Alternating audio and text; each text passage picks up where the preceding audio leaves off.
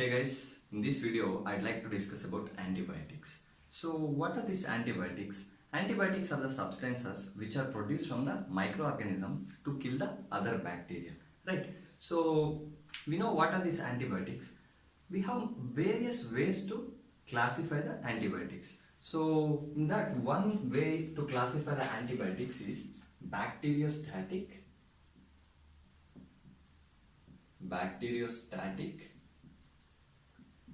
and bactericidal, right? So what are these bacteriostatic antibiotics? So bacteriostatic antibiotics are the group of antibiotics which stop the growth of the bacteria. So they will stop the growth.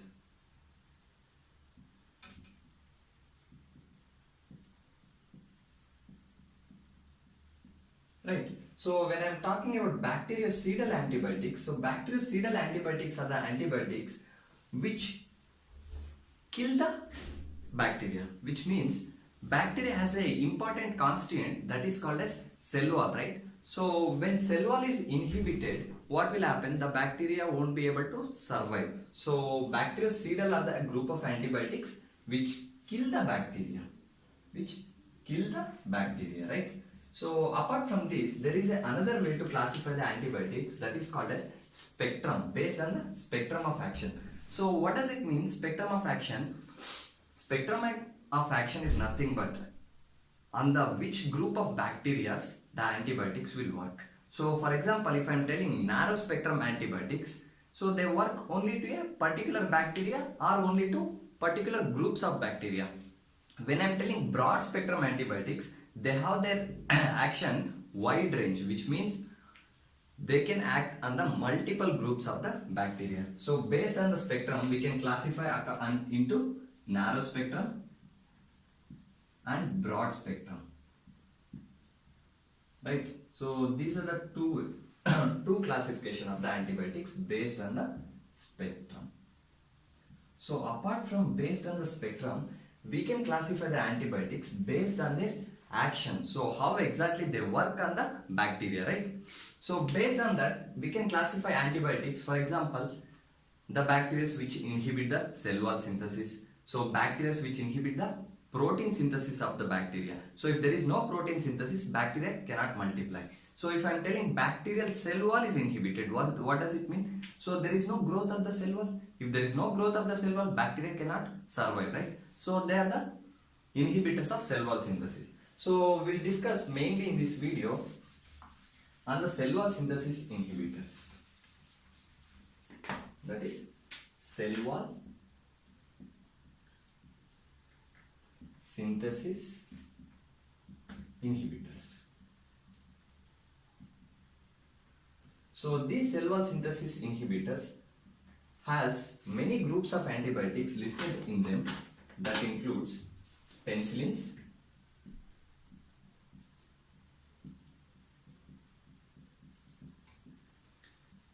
we have cephalosporins,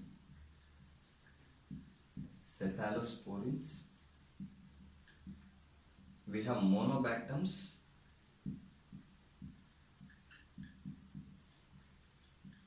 we have carbapenems,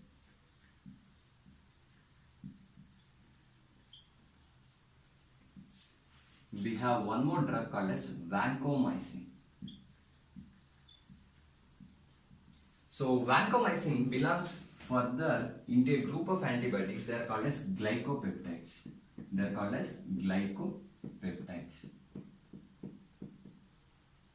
Right. So these are the list of antibiotics which come under the category of cell wall synthesis inhibitors. So one thing common about penicillins, cephalosporins, monobactams and carbapenems is they have beta-lactam ring. What is it? Beta-lactam ring. So what is the use of this beta-lactam ring? Beta-lactam ring is the one which majorly inhibit the cell wall synthesis. So by now we have an idea how exactly they will work. They have a beta-lactam ring. Their beta-lactam ring will inhibit the cell wall synthesis, right? So we will start discussing about the penicillins, right? So if I mention anyway spectrum of action, what does it mean? Spectrum of action means on which group of bacteria they work. So penicillins have the spectrum of action gram positive and cocci. Right. So gram positive infections we have many. For example, listeria we have gonorrhea, neisseria. Right. Cocci we have staphylococcus, streptococci. Right. So these are the spectrum of action. So if I am telling gram positive and cocci is the spectrum of action of penicillins, which means I can use it in the infections with the gram positive and cocci infection, right? So these penicillins are further divided and they have something called natural penicillins. They have something called natural penicillins.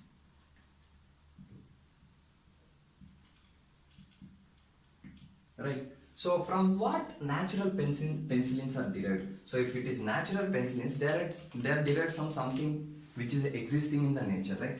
So they are derived from fungus. They are derived from fungus. Right. So natural penicillins include two drugs, that is penicillin V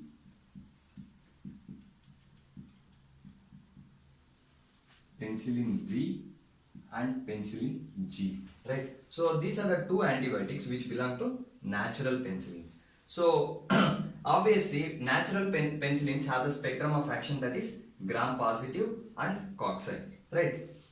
So I told the story of natural penicillins, but how exactly these all penicillins work on the bacteria, right? So we'll discuss that. They have three factors for the mechanism of action, that is, one is penicillin binding proteins. I'll explain what it is. Penicillin binding proteins. So these penicillin binding proteins are the substances which are the enzymes of the bacterial cell wall synthesis. What does it mean? So bacteria has some enzymes which involve in the cell wall synthesis of the bacteria, and these penicillin can go and bind with them. So if it can bind with them, which means it doesn't allow the proteins to work and there is no cell wall synthesis of the bacteria. Apart from that, they have one more factor, that is inhibition of transpeptidase.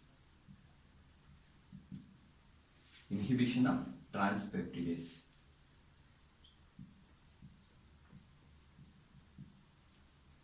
So if I am talking inhibition of transpeptidase, so it is also a type of penicillin binding protein. So this transpeptidase is required for the process of transpeptidation. So transpeptidation is a process in which cross-linking is formed in the cell wall and which gives a morphology to the cell of the bacteria. So if I am inhibiting the transpeptidase, there is no transpeptidation and there is no bacterial cell wall synthesis, right? So we have one more factor, that is autolysin. They work with the autolysin. So what exactly they will do? Bacteria will be producing cell wall synthesis and autolysin. So what exactly autolysin is doing? Autolysin is damaging the cell wall.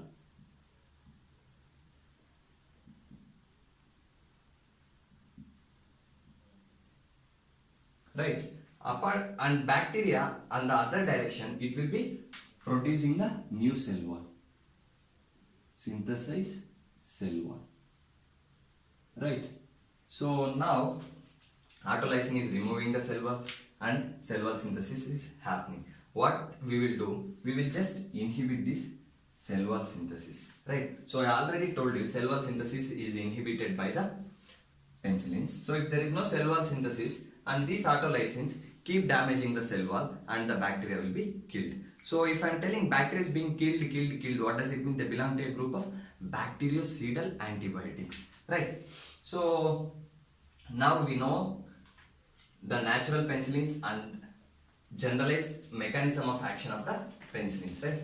So I'd like to discuss the uses of natural penicillins. I already told you they can be used in gram-positive infections, but I would like to mention some of them, that is syphilis, right? We have some more infections such as listeria, right? So apart from this, there are many other streptococcus is there, staphylococcus is there. They are also belongs to gram positive, right? So now we know the natural penicillins.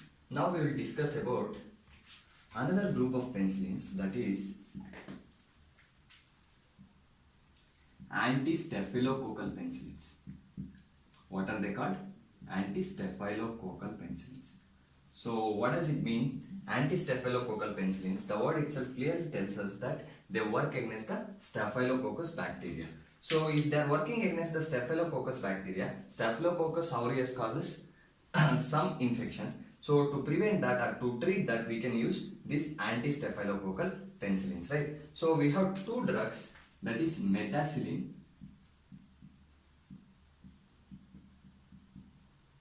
and oxacillin,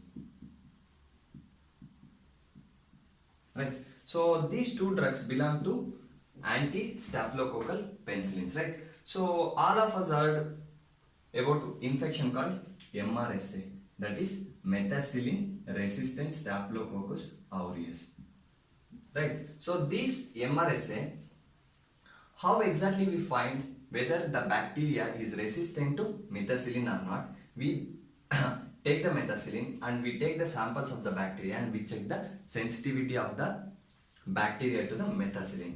So these methicillin and oxacillin, they have high nephrotoxic effect.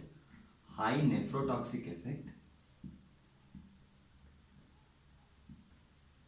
So as a result of high nephrotoxic property, they are not used in a clinical practice. So only the use of methicillin and oxacillin mainly to find the sensitivity to the Staphylococcus aureus. So based on that, we can decide whether it is methicillin resistant or methicillin sensitive. So if it is sensitive, then we can use the other groups of penicillins and treat that, right?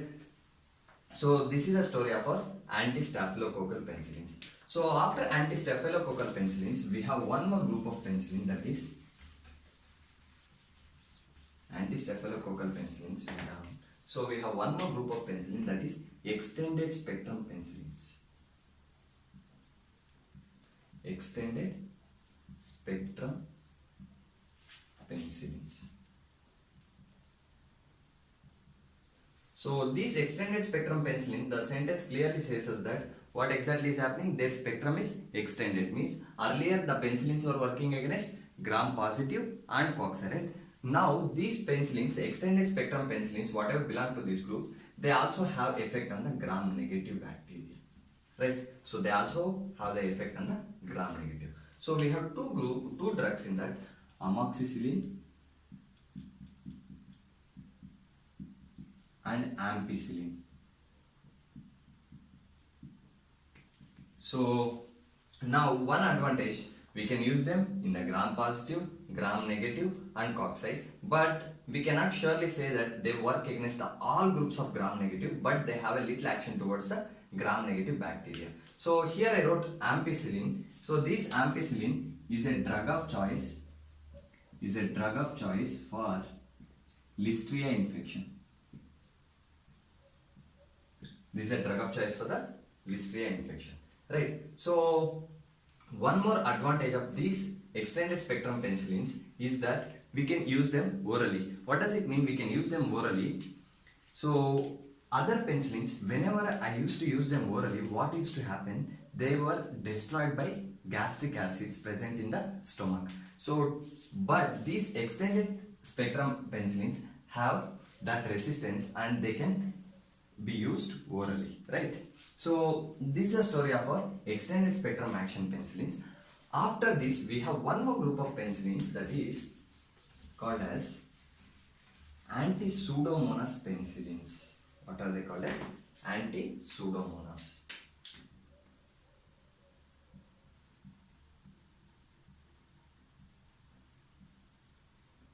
So these anti-pseudomonas penicillin include two drugs, that is carbenicillin and one more drug that is called as piperacillin, right? So these are the drugs which belong to the anti-pseudomonas penicillins, which means they are used in the treatment of the Pseudomonas aeruginosa infection. So Pseudomonas aeruginosa produces a blue colored pus. So some places they also refer it as blue pus bacillus, right? So we discussed some of the uses of the penicillins and classification of the penicillin, mechanism of the penicillins, right? Now few important points we need to know about the side effects and how these penicillins are administered. So we need to know mode of administration,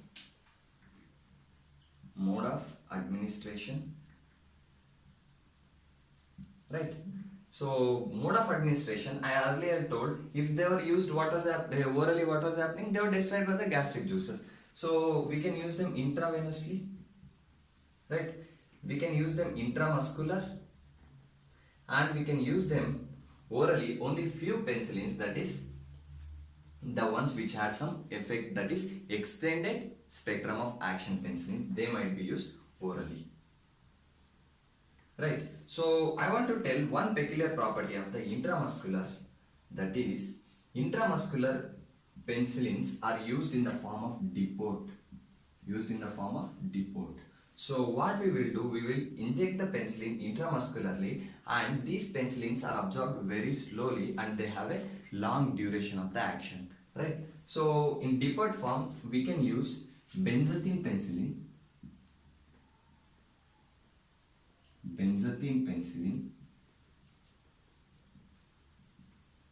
So where we use this benzathine penicillin, it is a type of penicillin G. We can use them in the prophylaxis of rheumatic disease.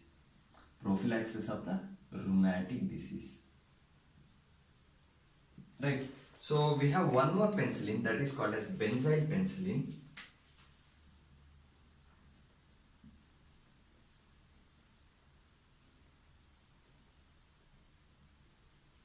And we have one more penicillin, that is called as procaine penicillin. So these benzyl penicillin and procaine penicillin also subtypes of the penicillin G. So these are used in the treatment of syphilis, right? So this is the mode of administration of the penicillins. So we know the mode of administration. Now we need to know the side effects, right? So before going to side effects, I would like to discuss one more group of antibiotics, that is penicillinase inhibitors. So as a result, I was using the penicillins in the bacterial infection. The bacteria started to produce some enzymes called as penicillinases. What are they called as? Penicillinases. So what is this penicillinases? The name itself says that they will break or damage the penicillin. Break penicillins. Now if I have a bacteria which can produce the penicillinase, what is the use of using penicillins, right? So there is no use. What we can do, we can inhibit the penicillinase. The drugs which inhibit the penicillinase, that include clavulanic acid,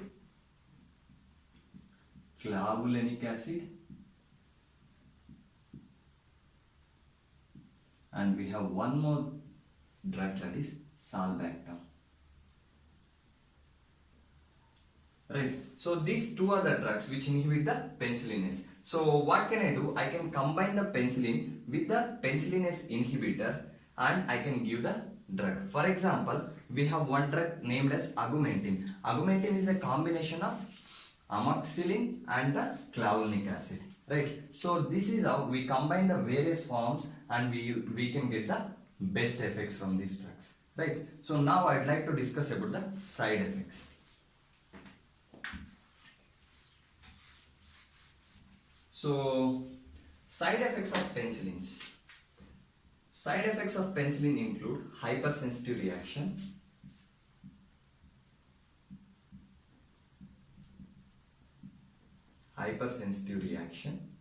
they can cause diarrhea. Apart from that, so I earlier told methicillin was nephrotoxic, so that is also one of the side effect, that is nephrotoxicity. But this nephrotoxicity is not exerted by all the penicillins, but mainly the methicillin, the group of penicillins which were anti-staphylococcal has a nephrotoxic property, right? Apart from that, we have one more specific property. During the treatment of syphilis, they can cause Yarish-Herxheimer phenomenon. That is Yarish-Herxheimer